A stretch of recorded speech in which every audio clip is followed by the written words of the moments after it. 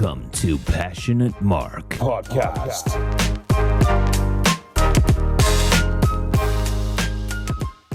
Hi guys, welcome to Passionate Mark. I'm so happy to be back right now. It's been a while since I've been creating any podcast for this channel.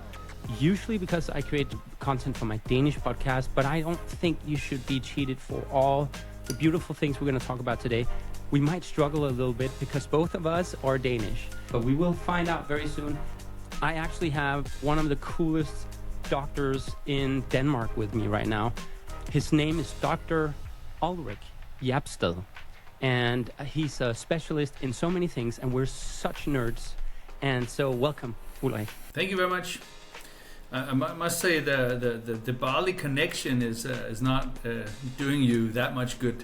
So I lost a few words there, but thank you very much for having me. Yes, I think we are both very passionate nerds, and I'm looking forward to this conversation and the podcast. I think we're gonna touch base on a lot of things that's on a lot of people's minds.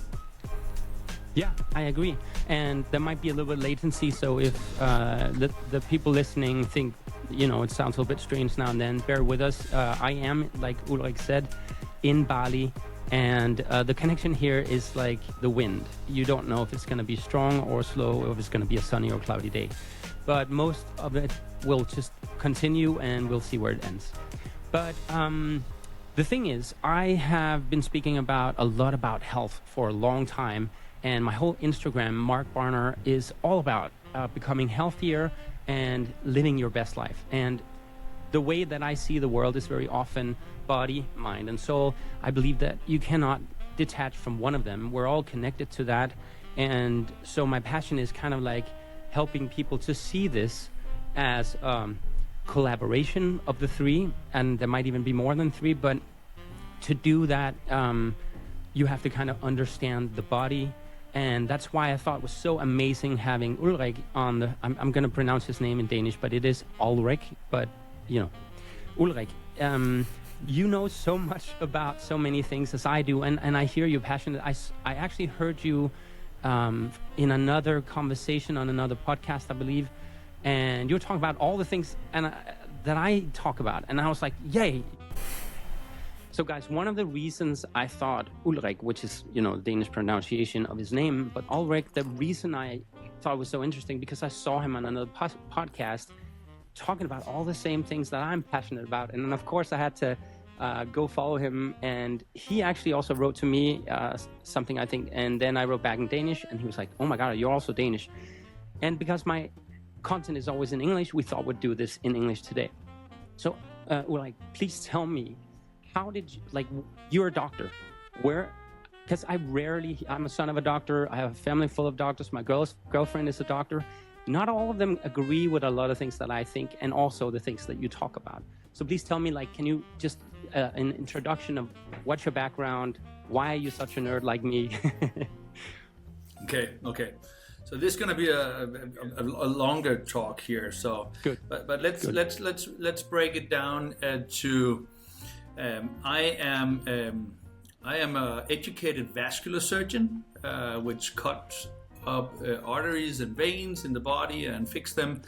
And but long before that, I was living in a moldy basement in a northern part of Copenhagen, and I didn't really take much notice of that, but I had my tonsils removed, I had asthma, I had eczema, I had immune system that was not working as it should.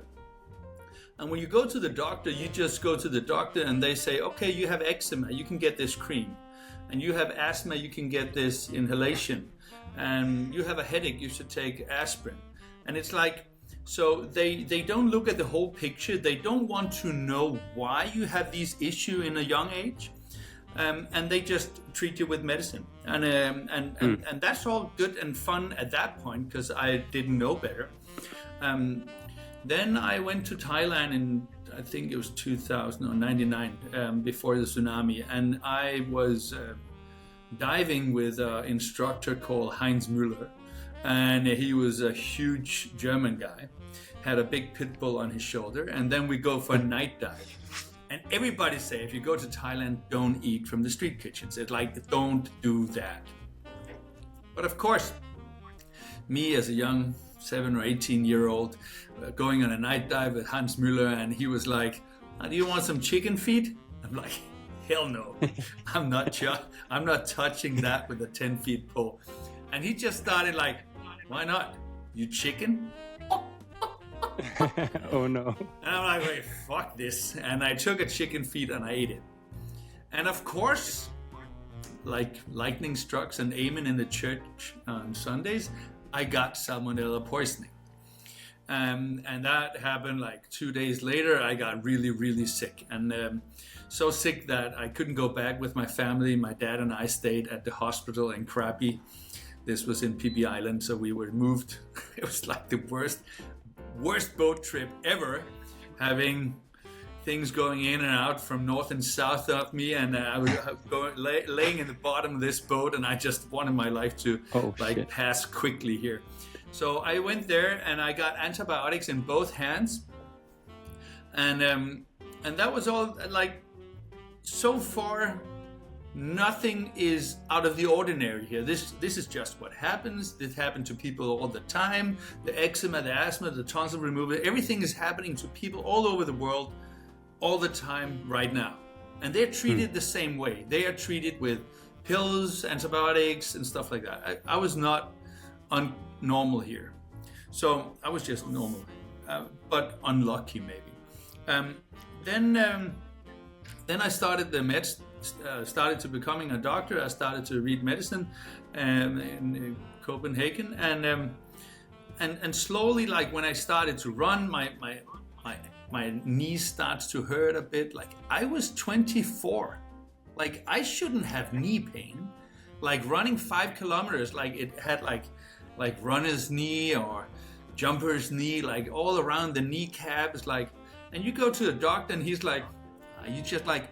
You don't have the Land Rover of knees. You have like the Ferrari of knees, like very delicate. You don't need much bumping up and down. Like, okay, so that was what he said. So I just, nothing I could do about it. I had no idea how much, if I changed my diet there, I would probably have a completely different life. I might not even like study medicine. I would probably become a runner if I knew it before that, or of a guy from the army or something. But like being in the army with headaches and joint pain, and like it's not compatible. So so over the time of the study, it was like 6-7 years, I like saw different specialists, and like all of them, like I got the antigen test if there was any allergic reactions to food topics and stuff like that. Most of it was like negative, beside dust mites and pollen and cats and horses. But beside that, I was normal. So they like, nothing's wrong with you, nothing's wrong with you. I became a doctor, and I still was struggling running. I could bike then, so I biked a lot. I didn't have the same knee pain. But from running, and I love running, to not be able to run, like slowly graduating, being worse and worse with the running, started rowing, getting shoulder pain. Like my body was overinflamed, and it was quite certain that there was something wrong. But the doctors were like, nothing's wrong with you. Maybe there was one guy saying, something is wrong. You have an overactive immune system. Maybe instead of working out, you should try doing Tai Chi. So like it, and that sounds all fun and games, but it's not like when you want to like, if you want to run fast and lift heavy weights, you don't want to start doing Tai Chi. Maybe in my age, Tai Chi, it's too slow. Maybe in my age, Tai Chi is better. But it's just like nothing really happened. All the doctor says nothing's wrong with you. Blood sample is fine. X-rays are fine. MRs are fine. There was some bone bruising in my knees, but like nothing really. Then I got on some really heavy medicine in 2011, like methotrexate, which lowers the immune system. And that was like the first time in 10 years that I could actually work out and do stuff without having joint pain, but only muscle pain, like it's supposed to be. And that was amazing. It sounds and then like an overactive amount of histamine or a combination with the histamine and inflammation to me when you speak about it. So what it is an overactive amount of cytokines, and cytokines is not specific to one organ. It's in the bloodstream, and then when you use the joint, it just the cytokines are the one that promotes inflammation. So you have tumor necrosis factor alpha, IL. They all called most of them is called I alpha interleukin. Interleukin 6 is also inflammatory. So you can measure some of those nowadays, but you couldn't do that back then. Wow. So when you then have an overactive immune system with a ton of cytokines, then you also activate the mast cells, and then you have the mast cell activation syndrome, MCAS, which is also a promoter of irritation, inflammation, and stuff like that. So it is cytokines that is as a response to an imbalance in the gut, probably. Seems the internet on my end dropped out, but I'll hang on. It's very nerdy stuff. So you really want to hang on to the internet at this point. So. Did you hear everything I said, or should I go back? Yeah, I heard I go everything. back a You bit? just dropped out. What is the last thing you hear? A few seconds. Yeah.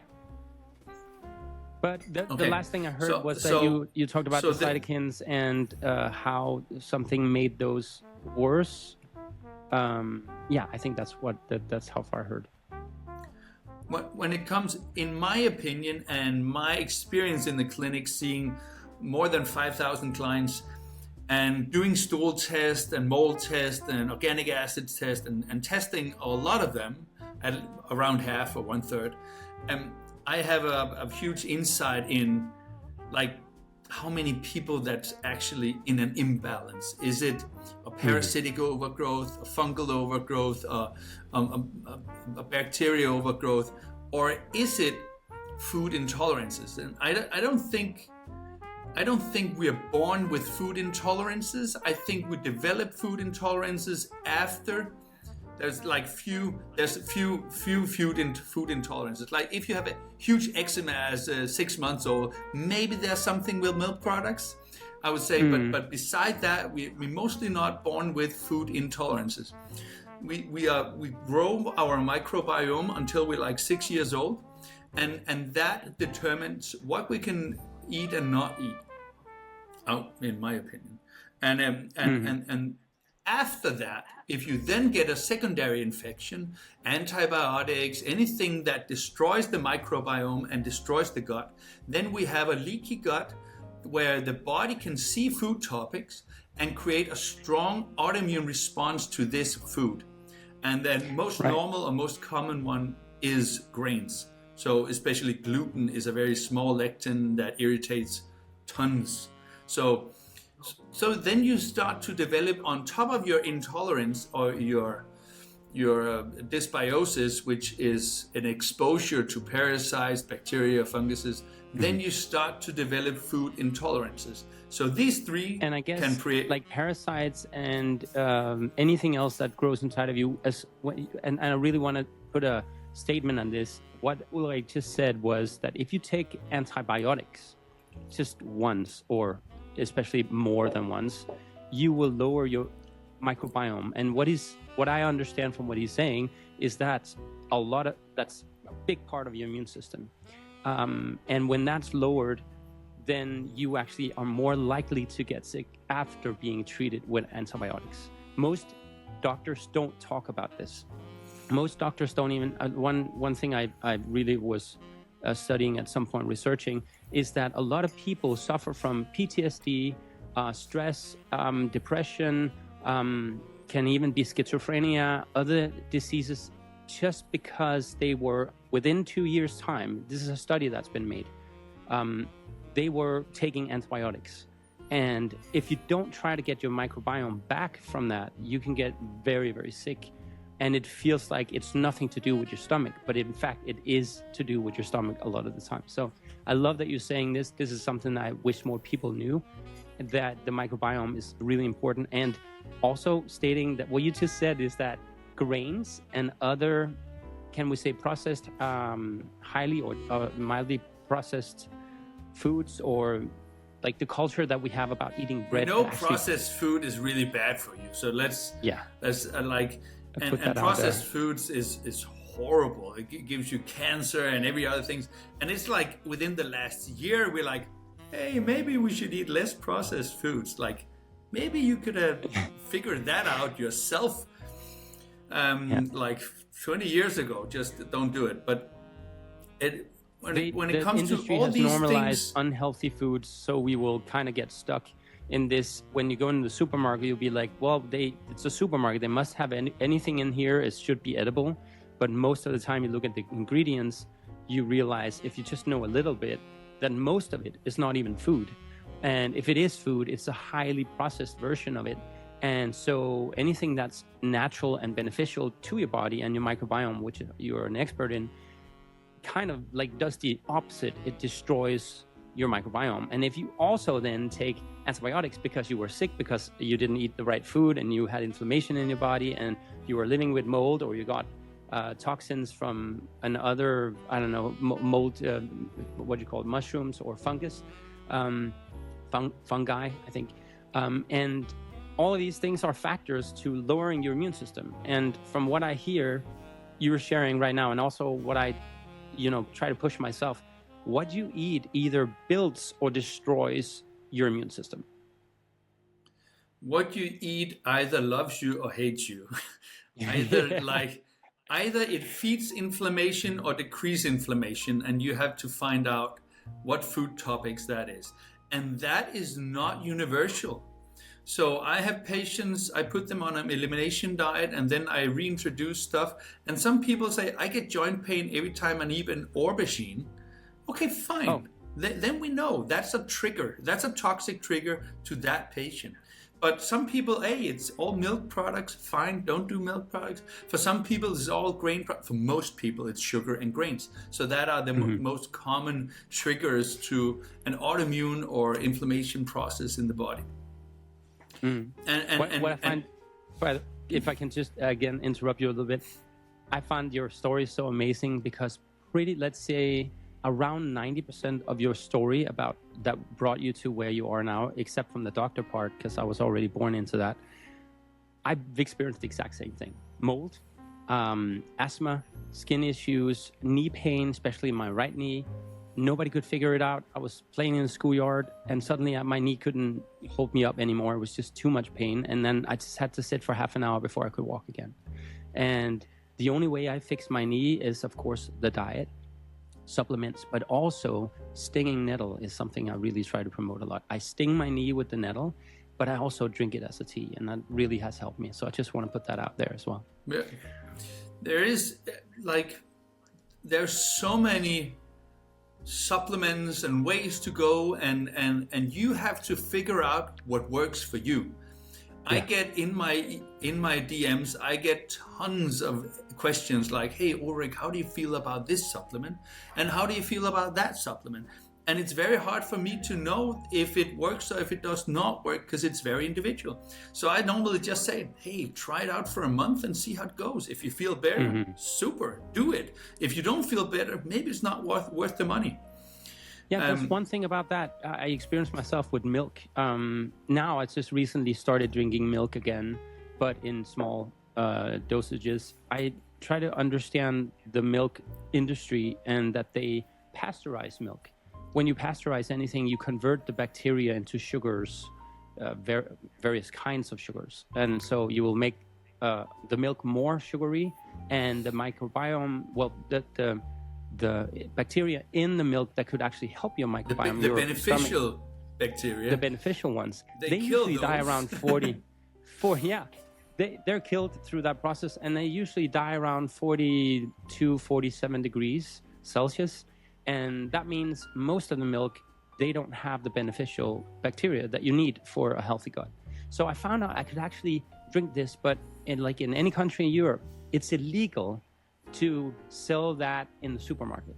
What you could do, you could go to a farm that actually have, we call it in Danish, stalddørsmælk, which is what you call barn door milk, but in America they call it raw milk. And that has actually helped me a little bit through Christmas. It also made me gain a lot of fat, which is, around my belly, but that's usually because I was eating rice pudding for Christmas, because I've never had that for 20 years or so, because I'm milk intolerant and for me it's not the lactose, it's the milk protein. So I can't even have protein shakes and such, which is also a highly processed thing. It is, and it's full of unhealthy sweeteners and stuff like that, but true, most of them. I would say when it comes to raw milk, it contains a lot of things to fatten up the calf. So it's very easy to gain weight when you drink raw milk. Yes. Raw milk has all the lactobacilli, which is the bacteria that helps you deteriorate milk. So if you are milk intolerant, you can maybe by small exposure increase the amount of lactobacillus in your gut to help you digest the milk product, so it doesn't give you. It's the same thing that happened when you were born. You get the breast milk from your mom, and she's feeding you lactobacillus so you can deteriorate the milk, so you don't have any issues, which some kids have anyway, or at least need to grow a good microbiome before they can handle it. That's why some kids have bloated stomach and stomach pain, while you do these things with your kids so they can fart, so they can feel better. It's important. We need to go through. And I guess I experienced with my ex-girlfriend. She had a surrogate child for one of her friends, and through this process, I tried to actually experiment with her mother's milk. And that was very interesting in the beginning. I was very ashamed for even trying it, but I've been allergic to milk for many years, so I was like, why not try it? It probably tastes horrible and I'm not going to go through with it. But I cooled it down and it was actually fine. It was very sweet and fine, good for me. And that has actually been part of my journey of being able to have milk again. So what I found out, and the reason why I did it, is because one of my favorite bacteria, and I don't know if you've actually watched my videos on this, but I actually promote people making their own yogurt. People go on my Instagram and they comment yogurt down below in the comments. And it's kind of like kefir, but this is where I use coconut yogurt and I feed it Lactobacillus reuteri, which is my favorite. I don't know if you heard about the doctor that found reuteri. There's a little different strands of reuteri bacteria. But I found out that most babies, everyone that's pretty much been on antibiotics, don't have this anymore.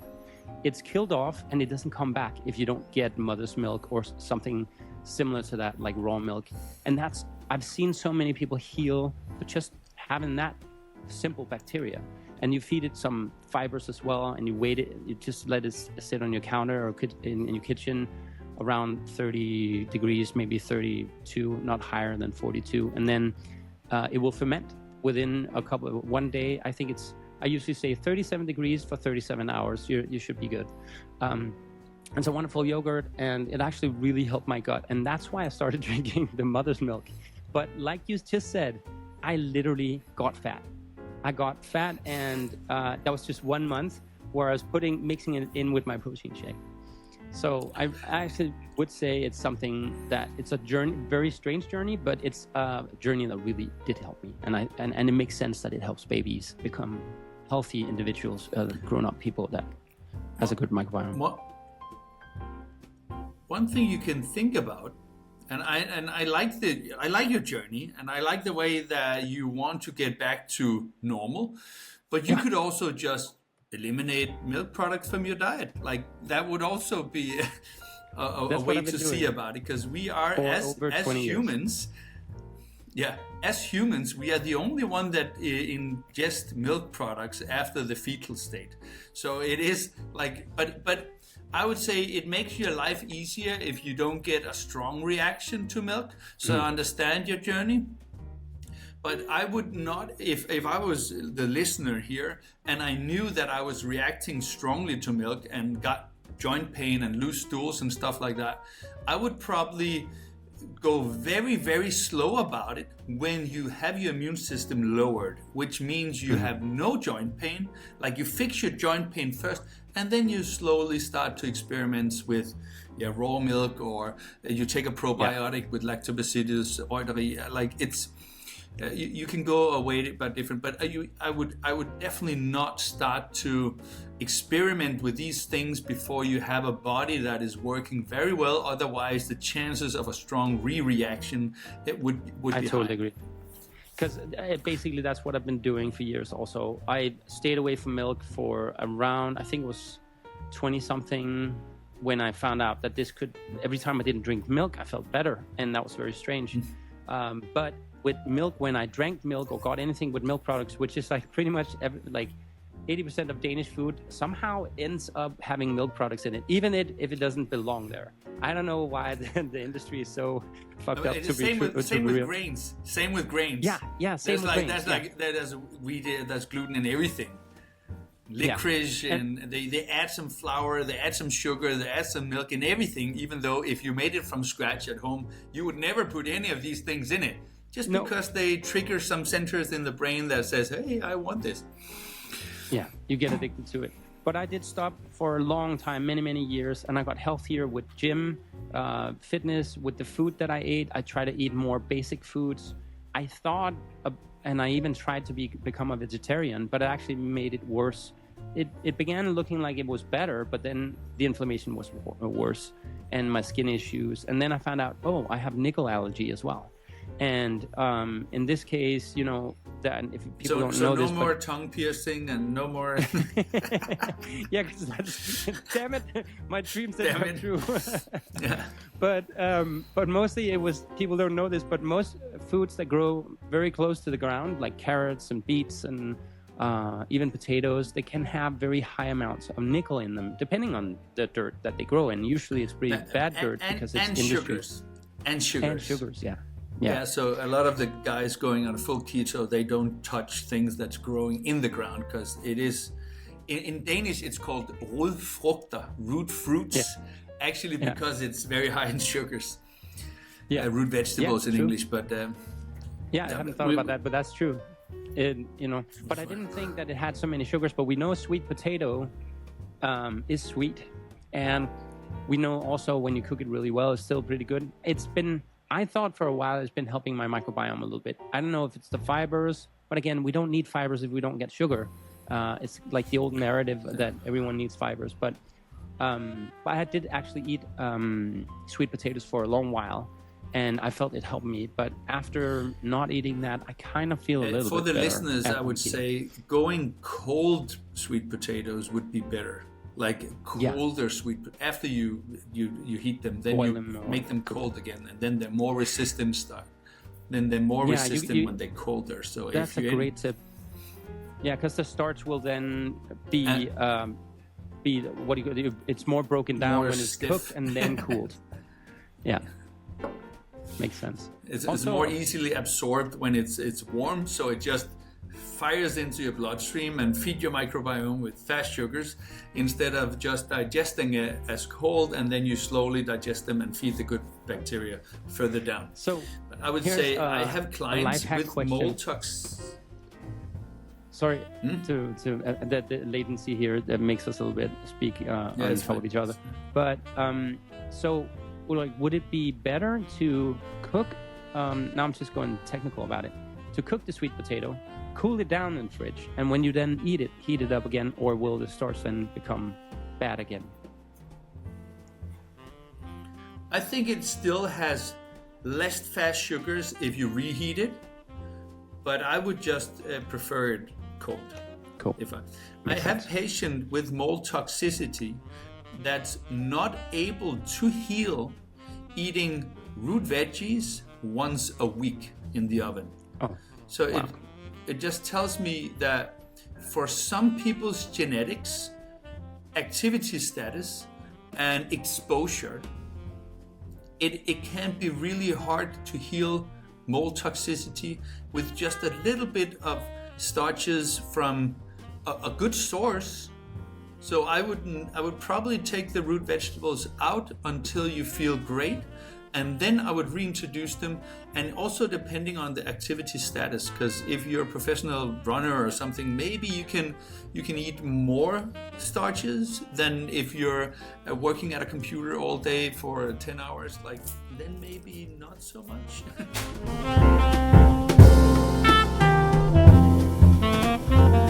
This is sponsored by A Daily. Go to adaily.dk to know more. I've been using A Daily, and they focus on the essentials your body actually daily needs. Their omega-3 supports your heart, brain, and vision, and much more. Their vitamin D with MCT supports your immune system and muscles, especially if you don't get enough sun. And the magnesium glycinate helps reduce fatigue and supports your energy levels. No unnecessary ingredients, just clean and effective supplement. Go to adaily.dk and use the code BARNER20. Again, I'm sure you will love it just as much as I do.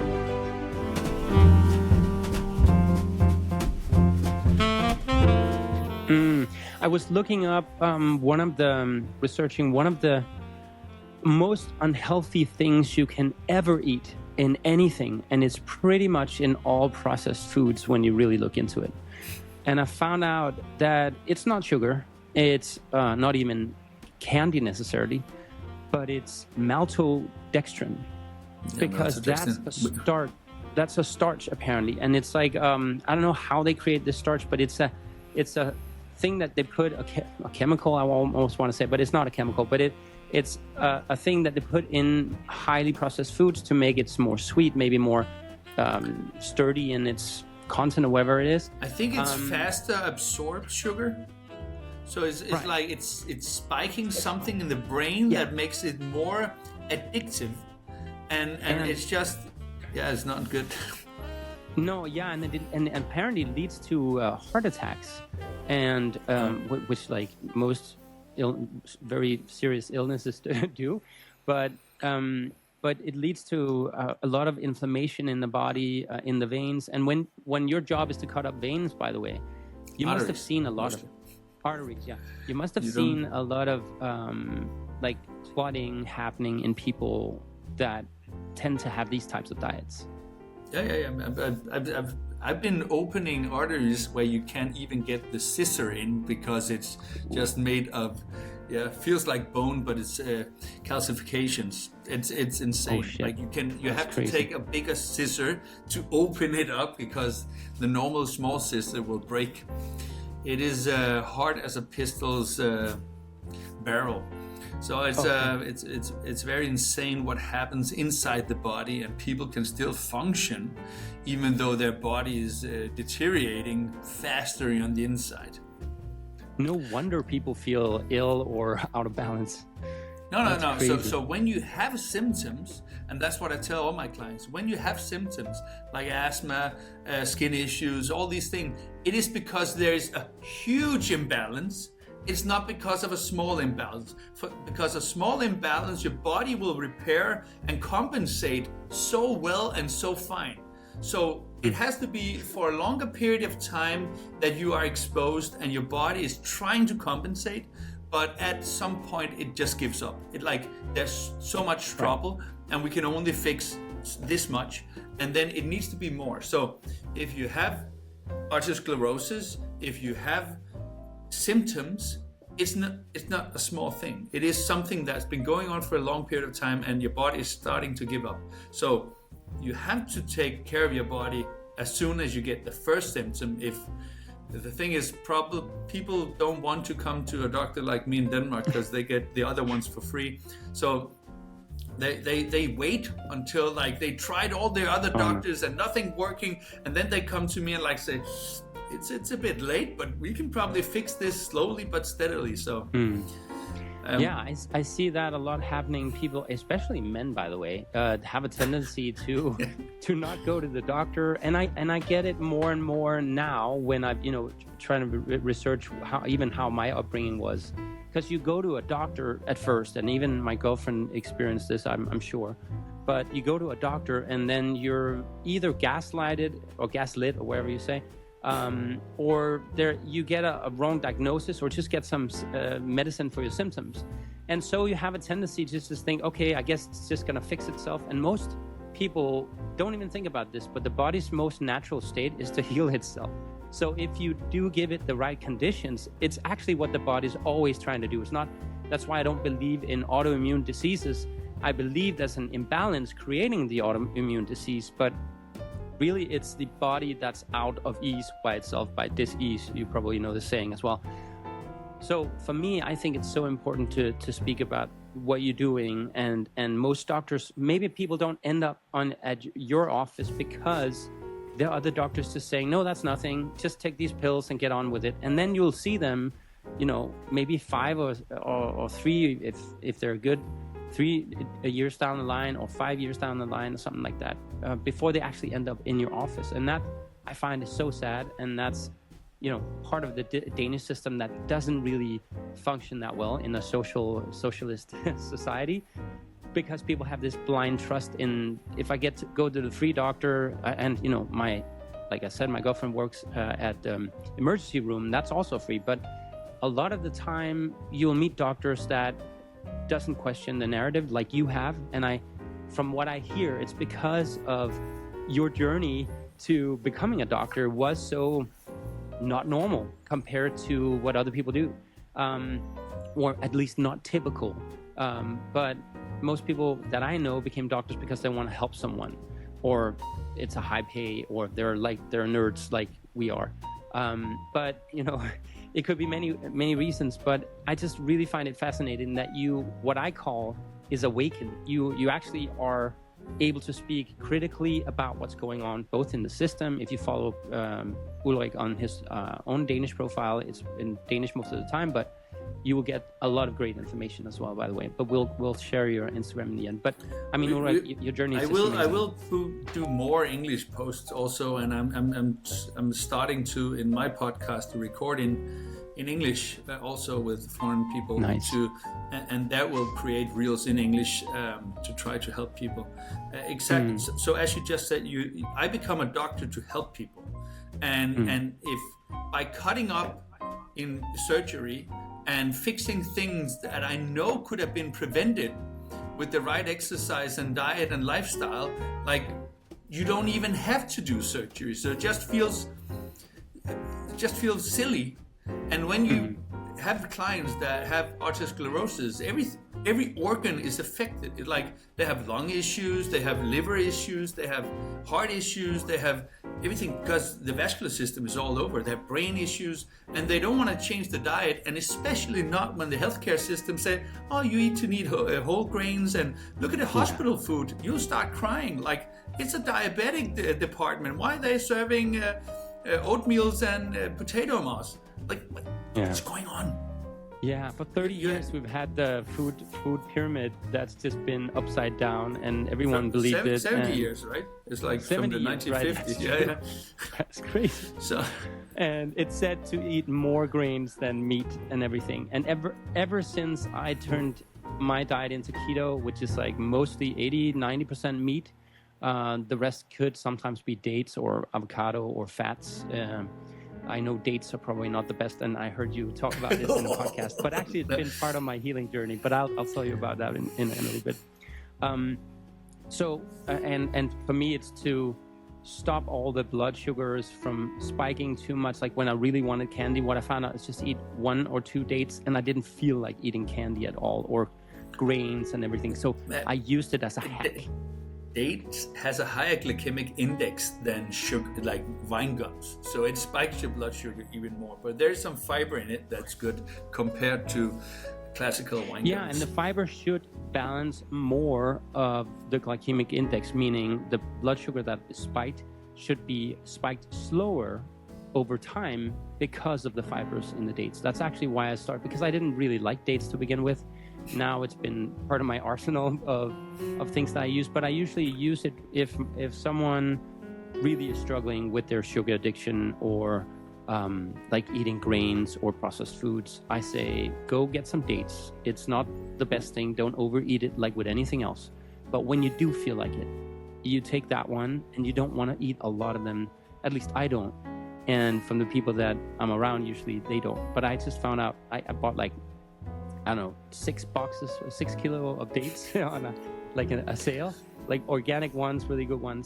But the problem was my girlfriend thought that was an amazing idea. She loves that. She's still not into the keto diet.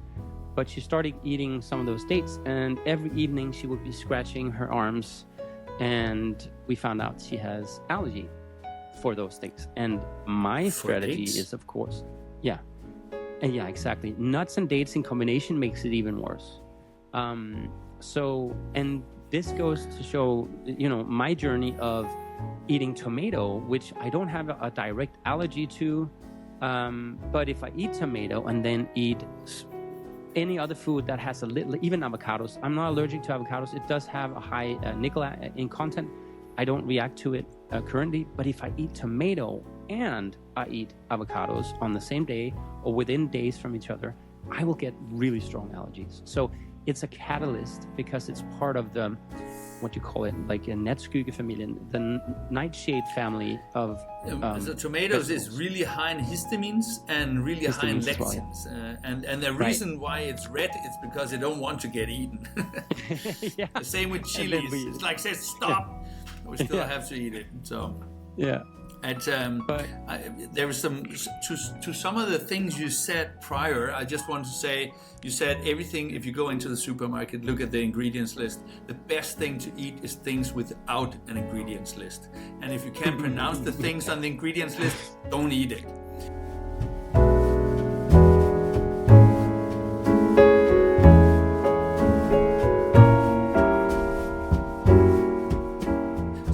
So the best thing would to be not to have ingredients lists at all. I was so fooled, by the way, by when I moved to Spain during COVID to be more free.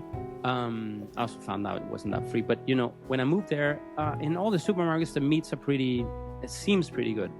Until you look on the back of ground meat, as an example. They had it everywhere in every supermarket. I couldn't escape it. They had those ground meats, and when you look at it, it looks like ground meat. It looks like perfect meat. Yep. Even says 100% real meat or something. You turn it around and there's grains in it and there's vegetables in it. And they apparently don't have more, that the maximum amount I saw was around 78-80% meat. The rest was just added crap. So, but the price of the meat is still the same if you would go to any butcher and buy 100% meat. So again, people are so fooled. And the way that I found out was one of my friends. Unless you were nerds like us, you wouldn't even look. Yeah. You would just pick up the meat and eat it. It looks like meat. It tastes like meat. Yeah, you're so right.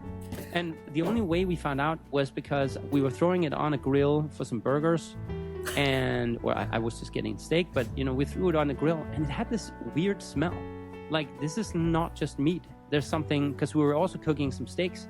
And we're like, what's in it? And I was like, it's meat. I mean, it's the same thing we always buy. We cook it on the pan. But because we were outside, I think we could smell it better or something like that. And we found out, like, what the fuck? I mean, it's every and then I went to the supermarkets all over the place. This was around Malaga and Marbella.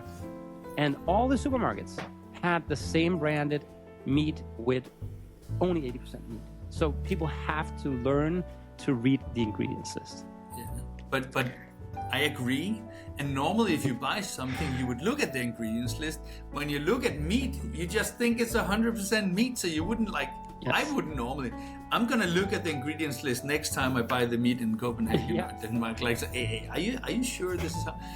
So they are trying to cheat you. Yes, for sure. It's pretty crazy. And I'm glad I find out. And that, I mean, the more people read the ingredients list of anything, I usually say this to people who join one of my coaching courses, or I look like I create like health assessment courses where we just look at scientific based information on what is real food and how does it help your microbiome, like how can you lower inflammation with supplements, what types of food do we know are most beneficial and stuff such. And I usually say if there's like between 3 and 5 ingredients in something and you can't find anything else, if there's any of them, if there's more than 5, don't buy it. If there's less than that or 5, but you can't pronounce one of them, don't buy it. Yeah. So I think it's really important for the first step to be healthy in any aspect is to really understand that we don't find healthy foods in the supermarket. We have to learn which ones are, and it's probably only around 20% of the supermarket that has actual food, I think, if that's even the right number. And then you come back to the veggies. Even though you buy the Ecos one, then you still have pesticides on them because they just next to a field of pesticide sprayed, so they just flow over.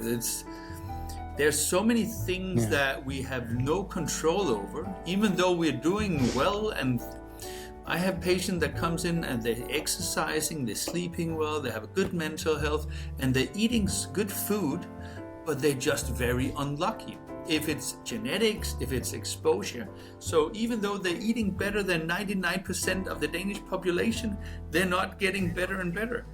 Because maybe they just have some coffee, maybe they just have some almonds, and maybe which have mycotoxins, or they have the metal things in the teeth, like they're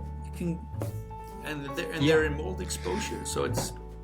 Yeah, I actually saw that when some countries, when they ship their coffee, it can take weeks or months even, sometimes when they ship coffee from even here from Indonesia to European countries, it sometimes takes so long.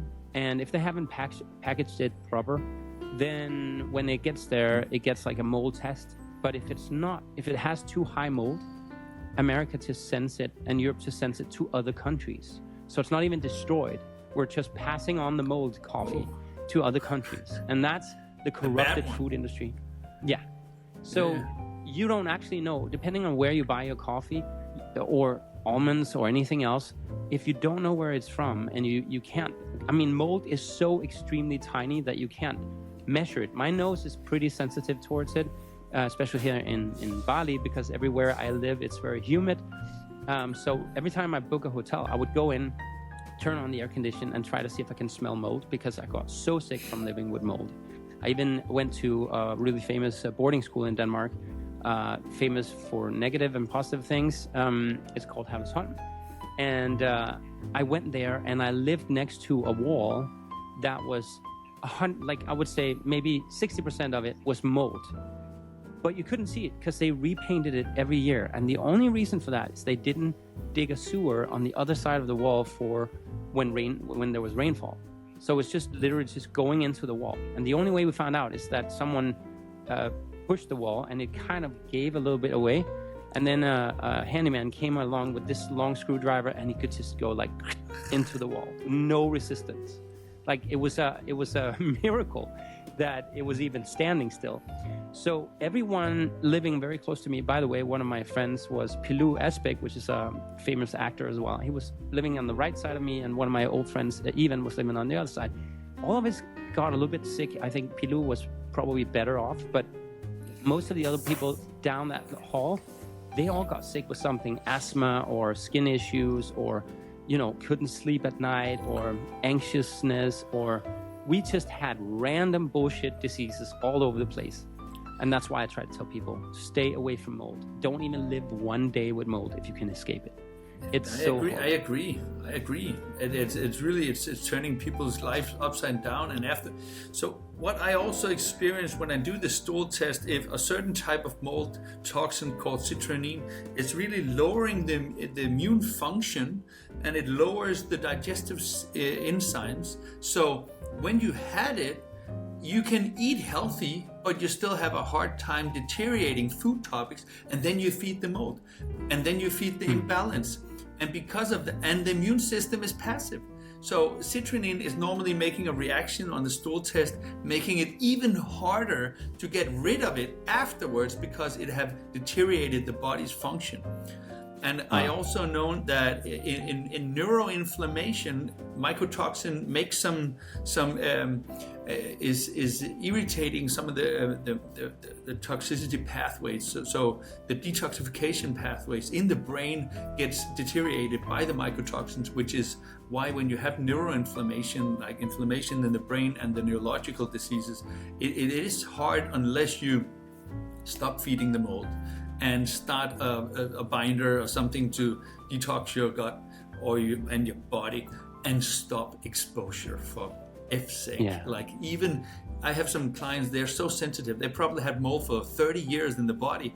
Even though they live in a moldy home, they fix everything. They're so dry that no mold can live there.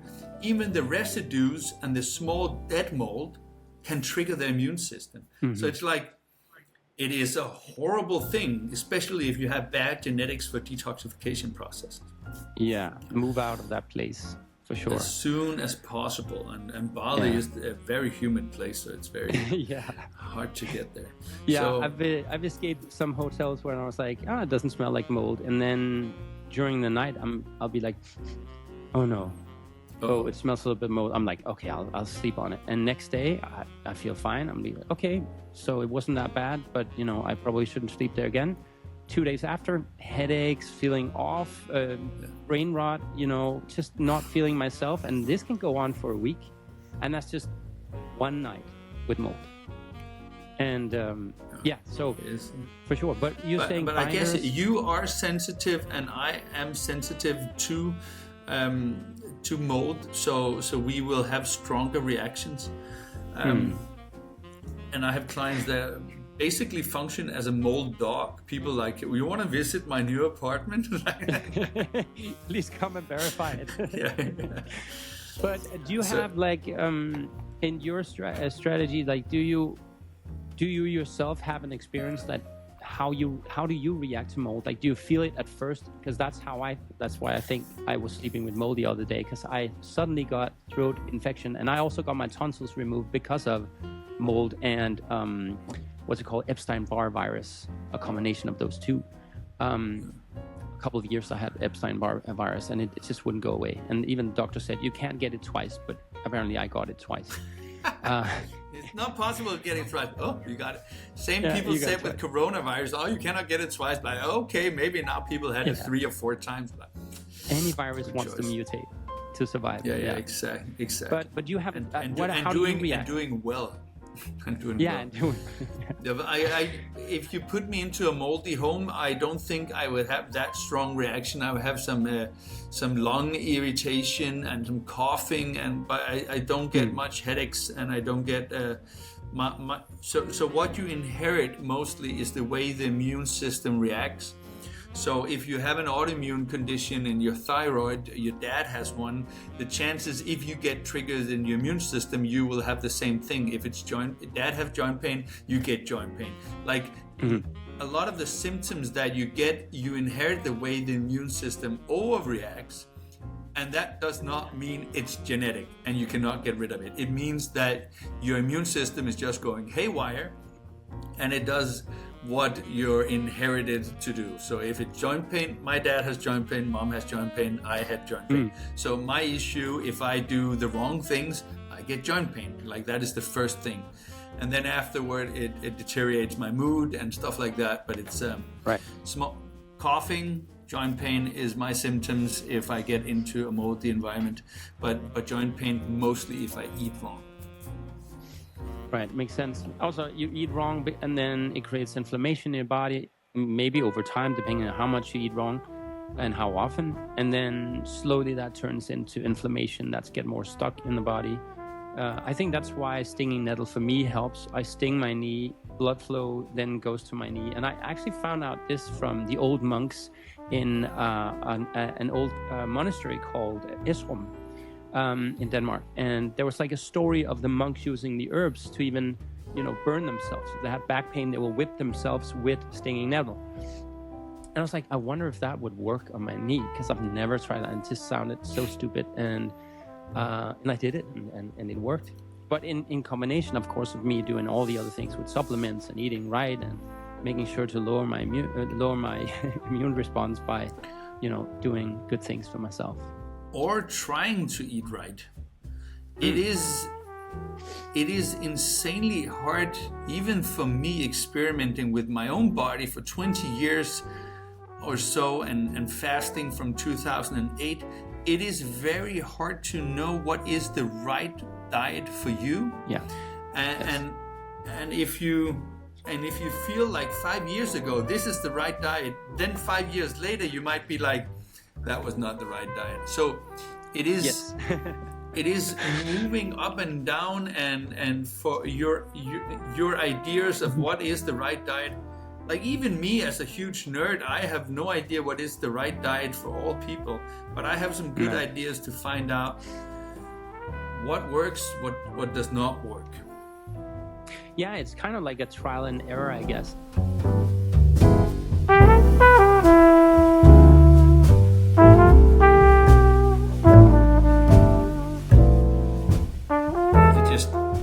When we have two people with so much knowledge and so much to say, and some of the things that we start one red thread and then we just divert here and we do not finish this. So I'm just trying to write down the endpoints that we need to round off. Like, and what the listeners my journey, don't know we is are that... only halfway there.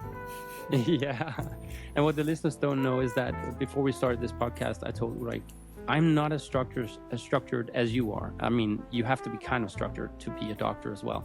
But I was like, if you at some point think that we have to change course, or you're very welcome to just let me know. So it totally makes sense that you would just keep up with the things that we're talking about. I kind of also lost the thing that I was just talking about. Yeah, we are talking about a lot of things here, and we're touching base on a lot of things. The last thing we talked about was a lot about mold and what is the right diet and what is the wrong diet. I would say when it comes to mold, the more ketogenic you can go, the better. And you need to still have you need to make sure you have your macros. And when I mean macros, I mean amino acids. We have 8 essential amino acids. We have 2 essential fatty acids. And we don't have essential carbohydrates or essential fibers, but fibers can be really good for you and beneficial to increase the good microbiome and bind toxins. So there is a lot of people going on a carnivore diet nowadays, and it is, I would say, working. And all the studies shows it working because you eliminate all bullshit unless you buy your meat in Spain. So then I would say carnivore diet can be a really good way to eliminate things, but I would try to incorporate some non-lectin veggies later on, cruciferous vegetables.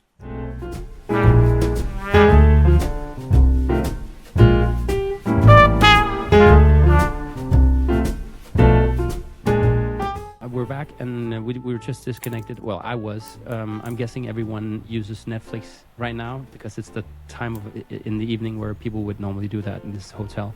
So let's try to see if we can continue from where we left off. Did you say? Do you remember what you said? Like, I don't know how much it recorded, but I said if you have mold, the more ketogenic diet you can go on, the better. And fasting is a really powerful tool. Some people do get worse when they start to fast because of the detoxification process. It's very important to support that with the NAC binders, probiotics, which also binds. And then it's very important that you get your macros, which is 8 essential amino acids, 2 essential fatty acids, and there is no essential carbohydrates and there is no essential fiber, but fiber is good for binding toxins and feeding the good microbiomes, which is why I encourage people to eat some non-lectin veggies to see if they can help not detox too fast. Yeah, also from what I heard, I mentioned it a little bit before, but if you get fibers, you don't actually need fibers in. I know this also from eating 100% meat diet, like a carnivore diet, that I've had my stool when I'm in the bathroom is perfect. It's probably never been better, actually. And I don't eat any fibers. Is that what I called one wipe or a perfect slip? Almost sometimes, yes. Yeah, one wipe and a quick slip. Sometimes it's mostly like that when I eat 100% carnivore diet. And you would listen to most generic doctors who would just say, you have to have fibers. That's why your stool is out of balance.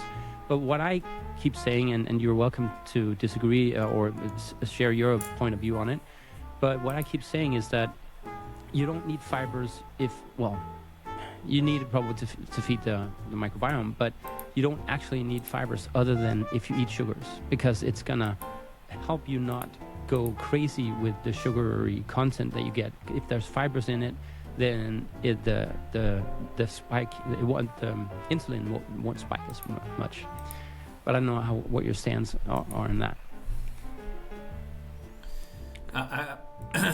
It is a really good question, and I would say yes, if you eat sugar or starchy food, fiber is good to not make it spike as much.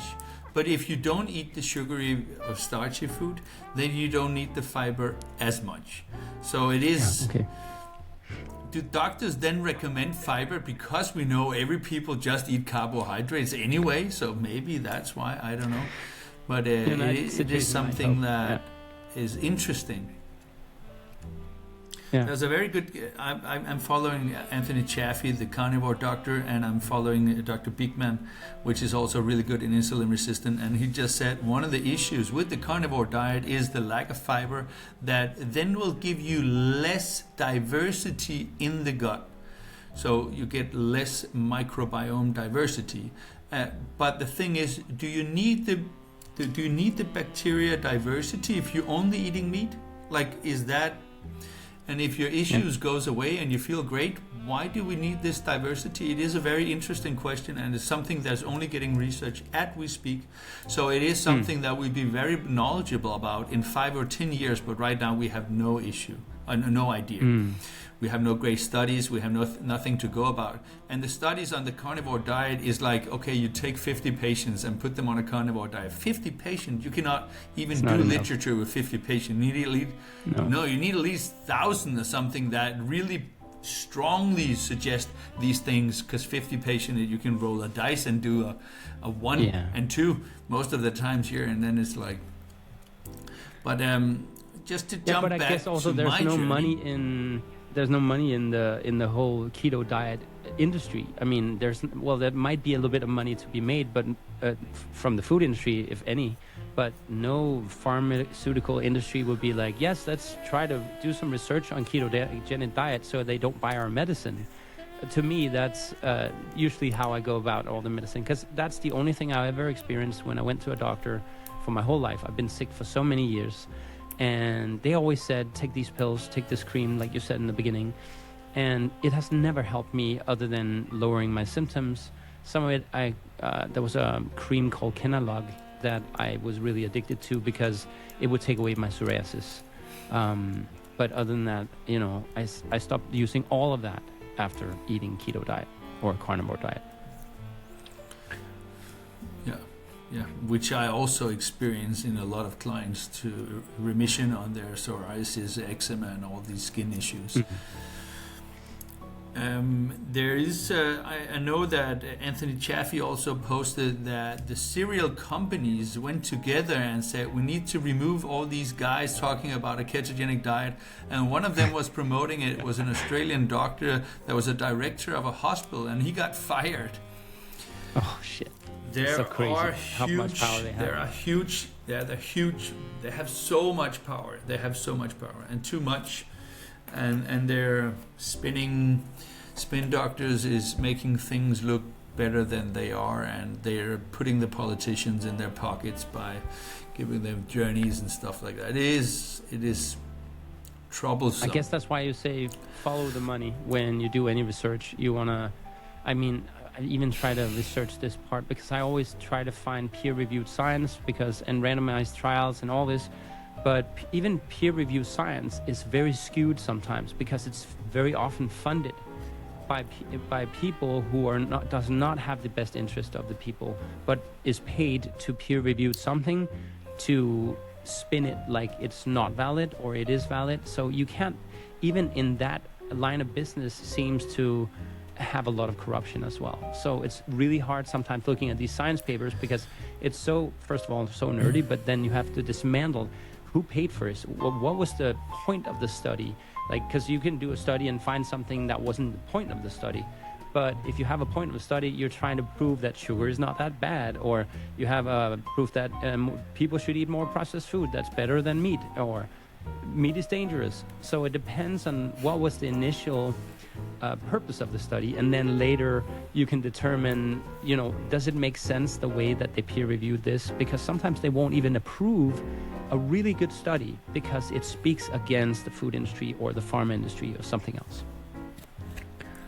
Follow them. Especially when then they paid for it, they want it out. When you're becoming a doctor in Denmark, we have some literature training, and back in the days when I studied, there were physical New England Medical Journal. There was like examples in paper, in printing. Now I think most of them is online, but indirectly they could say, if you publish this study, we will buy 500,000 examples of the journal.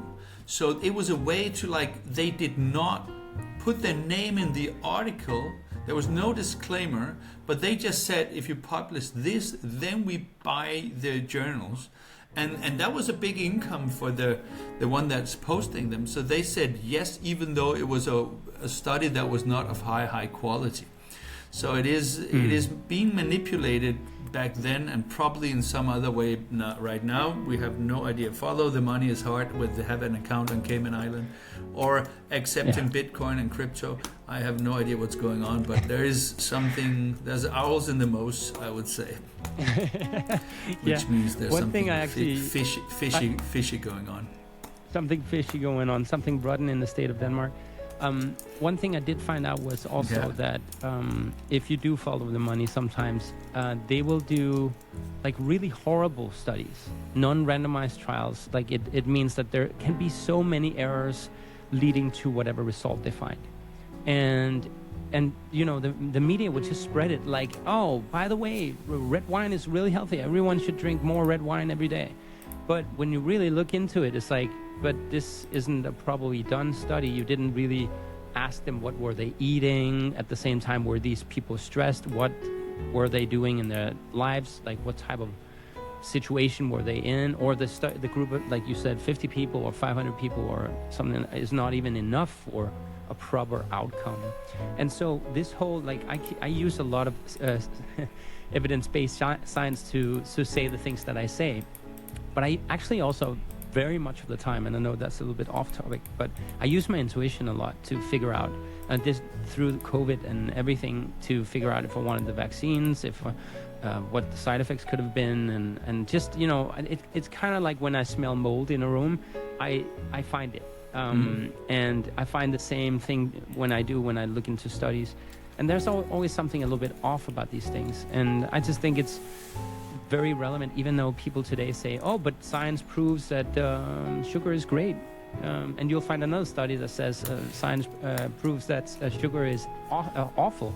So you kind of can always find the science you're looking for, I guess. You can Google your way into everything. So and the problem with that is if clients come to me and I said, you have to stop drinking coffee for the first 6 weeks, then they Google, is coffee healthy? And they say, hey, coffee is healthy. And then they want to continue. So instead of listening to me and my experience, they just find their own truth. And then they just want to continue with that. And it's very hard to help these people that Google too much, because you can find everything. Is coffee healthy for your eyesight? Coffee is healthy. Is coffee unhealthy? Coffee is unhealthy. It is possible to find everything, and it's also the way that the industry is working. Like, if there was a great study, perfect randomized control trial, everything, then and it says stop eating oats, for instance. And then the industry will publish a study in the Indian Journal of Endocrinology and say, start eating oats. So, and then people Google it and find both options, and then they like oats, so they continue oats. Yes, exactly. It is very hard to help people. And I want to say on that Mark, note, I want to. No, go ahead. Go ahead. I can wait. No, because I want to jump back in time. So you finish here, and then I jump. Note, just to say, I didn't actually want to just go carnivore, like, because you can find a study, anything that says, you know, this might work or this might work. I didn't want to go 100% meat. I didn't want to change my diet. Everything was very comfortable for me before. Being sick, I was so used to being sick that I just knew that I could have a little bit of cake now and then. And, you know, I would get sick, but, you know, it could be worth it and such. So I just want to say to the listener, I didn't want to go down any of these paths. I just found out what worked. And what I find is amazing that Ulrich is already talking about these things already. And he's literally been studying it for his whole life. And now I just found the science that I trust in. And Ulrich has the science that I speak about as well. So I guess I am biased somewhat, but I didn't want to change my diet. So that's, I want to say that out there. You know, if you really want to get healthy, it's about making that big change and it's taking responsibility for your own health. It's not my business if you change your health, or Ulrich's business, or any doctor's business. You change your diet or the way you live or whatever you do in life because you want it, not because, you know, no change comes from you not taking responsibility. Yeah, that's it. And if you keep doing the things you do, you're not going to end up any different. No, exactly. Beautiful. So you have to try to change something and see if it makes you worse, do less of that. If it makes you better, do more of that. So you have to continue to experiment. That's why I like the word biohacking, because it's like N=1. And it's about, like, if you do something, do I feel more energetic or less energetic? Do I feel more inflamed or less inflamed? Okay, this works, do more of that. This does not work, do less of that. So keep experimenting is a very good.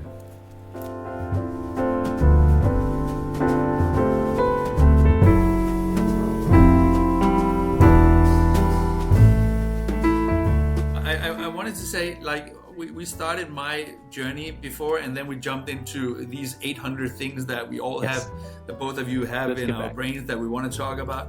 But I want to cut it short so you also get some speaking time. So I started then to listening to some functional medicine doctors in the US, and I was a client at one of them and listened to podcasts about functional medicine. And then I started to put that into my daily journey and experimenting. And then I found out what's working for my body. And I started like doing vascular surgery Monday to Wednesday in a private regime after I finished my specialty. And then I did 1 day a week as a functional medicine doctor, helping my friends, moms and dads and stuff like that with inflammation, joint pain, and trying, and I've been learning a lot during the journey. And now I'm 4 days a week doing functional medicine, and it is almost the only thing I do. And then I do podcasts and. Amazing. But it is, and when people come to the clinic, all I do is like I look at their sleep schedules and their sleep quality. I look at their exercise level of exercise, sweating and using their muscles and their body, and then I look at their mental health and what could trigger that. And then I look at their diet, and I do elimination diet, and I do some basic supplements like D vitamin, fish oil, magnesium, zinc, magnesium of high quality, bisglycinate. But it's like I do this, and then we try to work with it, or we do testing where we can see, and I've seen so many tests of the same type, so I can see, okay, this is something that's been going on for 20 years, this is something that's been going on for 10 years. So I have an idea. I think I lost you. Could you say something? Yeah, but you came, I can hear you again. So what last words, famous last words was? Yeah, they're probably recorded anyways, but I didn't hear from. The last thing I remember you helping family, but that you spoke on. Yeah. Exercise, mental health, their diet, yes. Supplements, fish oil, D vitamin, zinc, magnesium, right type of magnesium, And then we do the elimination diet, and then we do testing. We test for mold toxin, we do test for heavy metals, we do stool tests to see is this something that's been going on for 10 or 15 or 20 years. I can see that on the immune activity and the pancreas function normally. Like, you don't get your body destroyed overnight, and you don't fix your body overnight. It takes time to do all the right things, and then your body slowly repairs. And we have let's say you come to me with, you have a hormone imbalances as a guy, you cannot get it up, and you have skin issues, and you have asthma, and you have a headache. When we start to do all the right thing for your body, I cannot say to the body, oh, you have to fix the penis first. You have to fix this one first, and then the brain fog, and then we cannot do that. We're just giving the body the let's have this one erection as number one, but it's not working like that. It's mostly working with, it's just starting slowly to have the energy and the capacity to start to heal these imbalances, and then maybe the brain fog and the headache goes away, maybe the joint pain slowly goes away. Like the things are slowly moving the right direction. This is what I call a healing journey, and then I'm happy. If I can put people on a healing journey, I'm sure we can get all the way through, no symptoms, but we need to find what works. And that is very difficult to find out unless you do experimenting back and forth and talk to each other a few times. Most people I see 3 times. That's it. Also, to explain to your patients that on this journey, you're not going to get a result as a quick result. You have to experiment your way to there. That's kind of also the journey that I went on. So I guess you're saying something to the patients before you start a journey, that your process is that we're going to try and see what happens. My experience is actually people get way worse before they get better. Right. So if the more of a fungal and bacteria overgrowth you have in your body, so let's say the level of symptoms, the higher they are, instead of just having one symptom, slight brain fog, if you have joint pain, asthma, autoimmune conditions, Hashimoto's, like everything in once, then your body is in a huge imbalance. When we then start to do a ketogenic diet and stuff like eliminating some of the things, the die-off will be insane. It will be very, very, very, very detoxing, which is then very toxic to your body. So people with loose stools will get way looser stools. People with constipation will get way more constipation. People will get herpes 1 or herpes 2 will flare up because the immune system is under attack. So that is a very common thing to see with the first 6 or 7 weeks. Is you will have a waving journey, like, oh, there's some good days, better than before, and then there are some days that's worse than before, and that is a normal part of a healing and a detoxing journey. But the plan is to get on the other side, where there are no symptoms and there are no detoxifications, unless you binge 2 bottles of red wine, then you probably will be toxified again. How much of all of that do you experience that has a lot to do with histamine, the issues that they have? Of course, it all starts in the gut, but how much of it do you think? I can feel that you like histamine. So when it comes to gut imbalances, it starts with, I would say, heavy metal toxicity, mold, fungal toxicity, bacteria overgrowth, and parasitic overgrowth. We start with those, and then the longer you wait, the more intolerances will come.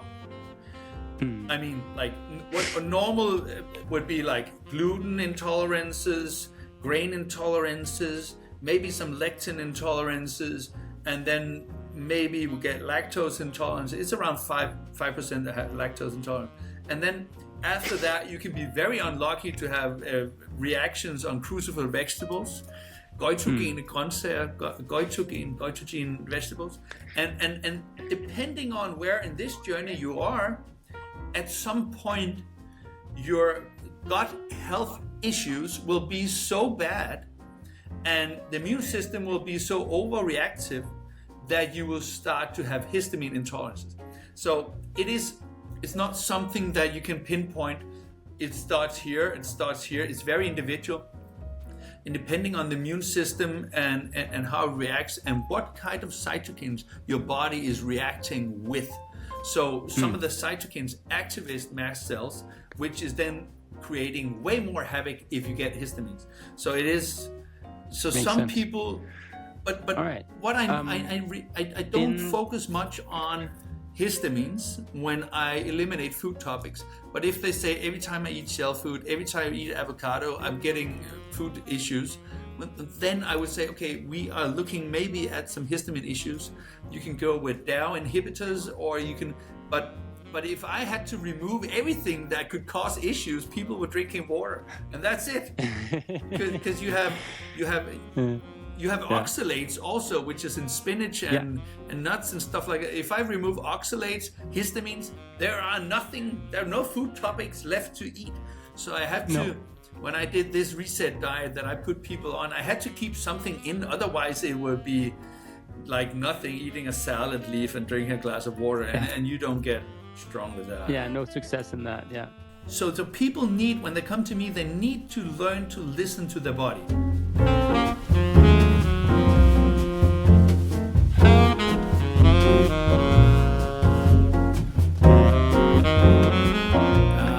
Just to recap it, I had all these issues when I was a kid, and doctor says nothing is wrong with you, test was normal, and then I started exploring functional medicine and find out what actually was the thing that worked for me, like high quality sleep, very important, get some exercise done, get some sweating done, very important, take care of my mental stress, lower my stress burden so I get a very good deep sleep and very deep resting heart rate and high heart rate variability measured on Aura if you use that, and then the food topics I tried. The more I fast, the better I feel, and then I found that some topics and some food topics really is what I call toxic triggers to me, which I can mention mine, and it's not sure that it's the same for you, but grain products in all the aspects is bad for me.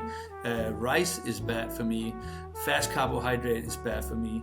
Aged cheese, like when it's very old and very moldy, then it just triggers me very badly. Then chili is very bad for me.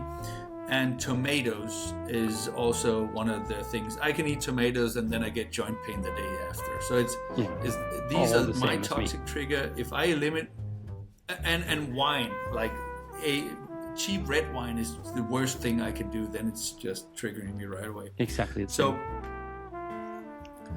it is, and I can say beside tomatoes, the rest is moldy foods.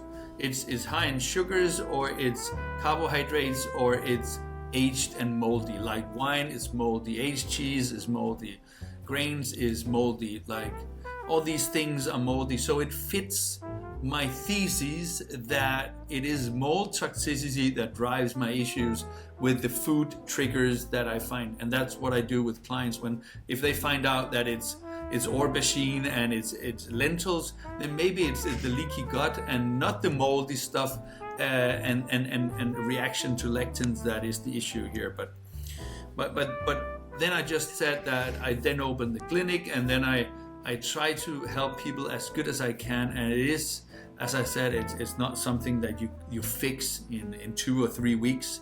So it is something where you change your lifestyle and try to keep pushing or changing or experimenting, so that you find out, I can feel even better if I stop this toxic relationship, or I can feel even better if I go to sauna 3 times a week, or I can feel even better if I do ice baths or something. Like, keep experimenting, keep doing things, see if it feels better, then do more of it. I so agree on all of those points. And so yeah, if I could create anything from all you said, that would be exactly almost a recipe of how I function best and worst. That's just what you said. Well, we had the same exposure, you and I, so the toxic triggers, and we probably have the same exposure for the same amount of time, which makes us trigger to the same food topics. Mm-hmm. Wherever, if you just moved into mold 5 years ago, maybe you only have grain intolerance and then or sugars, and you can take those two out and you can function normally. So it is the sooner you get to a guy like me, the faster we can get you fixed with the less toxic triggers and the less things you have to eliminate to feel great. Yeah. Wow, that's I mean that's a lot of great quality content here for anyone listening. I hope, even though the connection was on and off, I hope you got a lot of great tips out of this. I mean, I think for the people who think we've been all over the place and sometimes a little bit nerdy talk and words that you didn't understand, that's fine. We're going to do probably more podcasts every time the connection went bonkers here. We talked about after that we have so many other subjects we want to and topics we want to talk about. But like, I really want to just share with people two things, if you can do them shortly. What should someone do if they find themselves in a situation like us or like you or any of your clients? What could they do other than, like, if they just want to do it themselves? And, you're in Denmark right now, and, I also do online coaching on these things as well. But, what are people, and they're just stuck there, they don't have the money for it, or somehow they want some great advice. What would you do about the mold situation, as an example? Just to let you know, I also have online consultations, so distance is not an issue. But when it comes to mold, let's keep it very simple. Stop exposure is absolutely uno. It's number one.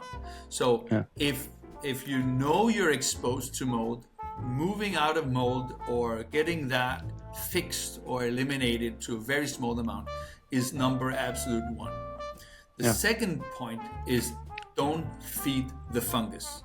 So if you are digesting too many carbohydrates, aged cheese, stuff like that, which is not high carbohydrate, but it is moldy, then it's very hard to eliminate the mold from your body.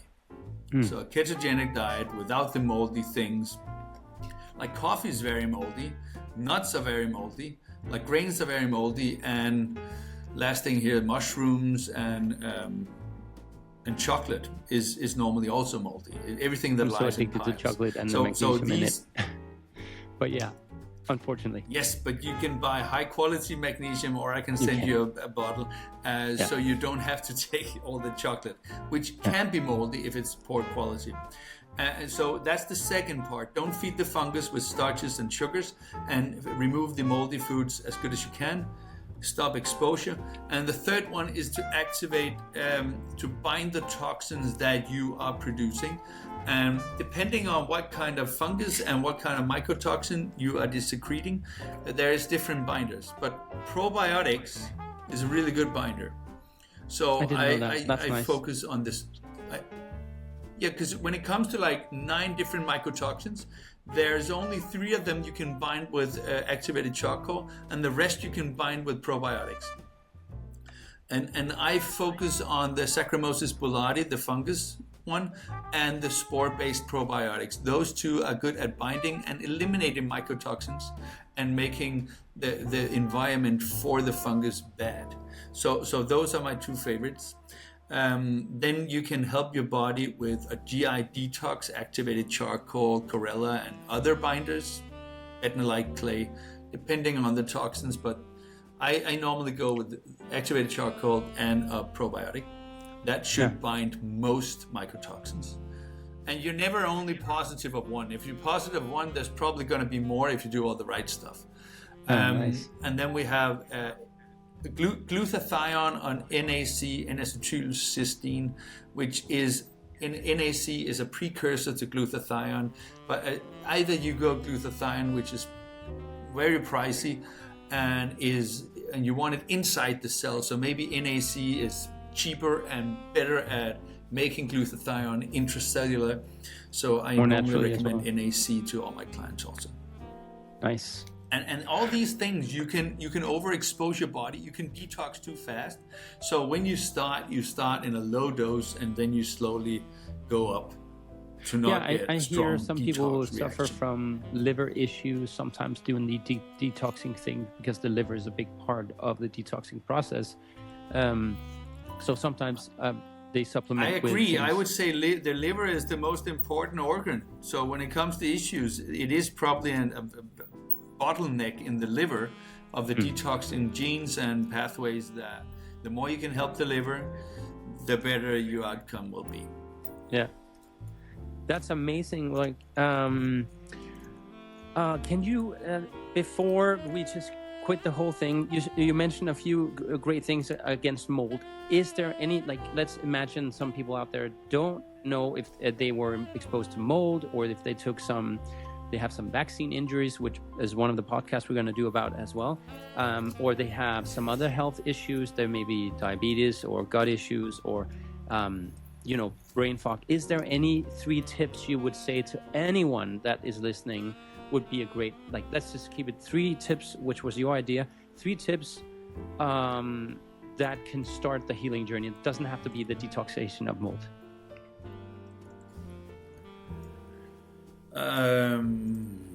Good. I would say prioritize sleep. Sleep more. Like, you detox when you sleep. So having 6 to 7 hours in the bed might not be enough. And when you prioritize sleep, you also try to eliminate alcohol, stress, and caffeine. Get your exercise, John. Your muscles, your mood, everything. It is insanely important. And when it comes to diet, stop snacking, like you. Stop snacking, and start to stick to your main meals, 2 or 3 main meals, and prioritize protein, and eliminate carbohydrates, and be more ketogenic in your approach. Amazing tips. That should cure like 80%. I agree, and that's the same stuff I'm trying to teach people on my Instagram as well. Ulrich, I'm sure a lot of people want to reach out to you, or at least follow you, even though some of your content is Danish, some of it is also going to be in English, and I really want them to check out your Insta. And today you can also screenshot anything and go into Google Translate, and just translate whatever you wrote in the caption or whatever. So there's really great tips in there. What is your Instagram? Because I can see it here, but I want you to share it. Yeah, my Instagram is Dr. Doctor, and then it's HJERPSTED. That's my last name, but I'm sure you can tag me in the post and write it also. Will. If you want to reach me by an email, you can write me an email, uh@ccfm.dk. Amazing. That's I will fantastic. just repeat it. UH@ccfm.dk. And it's Amazing. because a lot of people just either they write me on Instagram, or they send me a mail because they want to write a long mail. But please don't hesitate to reach out. Cool. Guys, if you like this podcast, I would love to hear from you. If it gave you anything, I would just send me a DM, go to Mark Barner on Instagram, and let me know if there's a topic you want to get us even more nerdy about. You should definitely send it to us. And like, you have one more point. Yeah, that's exactly what you just said. I say, if people like this conversation, then we are going to do a podcast number 2 because of the connection. We're going to talk even longer, and we ourselves have some things that we want to talk about: mental health, the V word, and some other stuff. But if the listeners here on this podcast have something, I would like this to be elaborated, then please write it in a comment to Mark, and we'll put it on the to-do list to the next podcast. And I tried too late in the podcast. I started writing down, but actually I got some more good stuff in there. So I can't wait to do another podcast with you. And I just want to again thank you for just being so inspiring and having so much knowledge. My brain loves every part of this podcast, and I hope I will get some shorts out of this that people can relate to.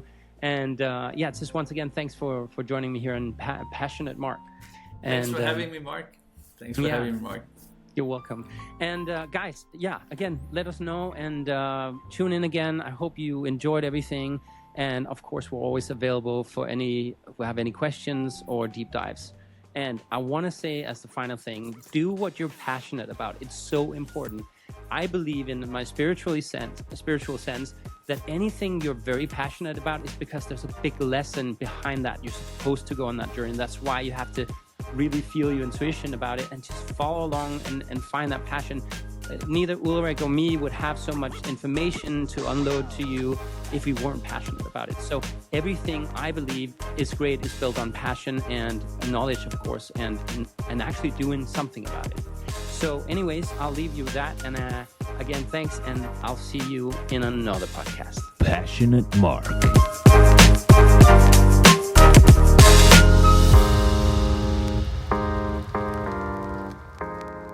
You just listened to my podcast. I just want to say, if you feel like sponsoring some of my content here on the podcast, or even on my Instagram where I have over 100,000 followers, let me know. You just reach out to me through my website or through my Instagram.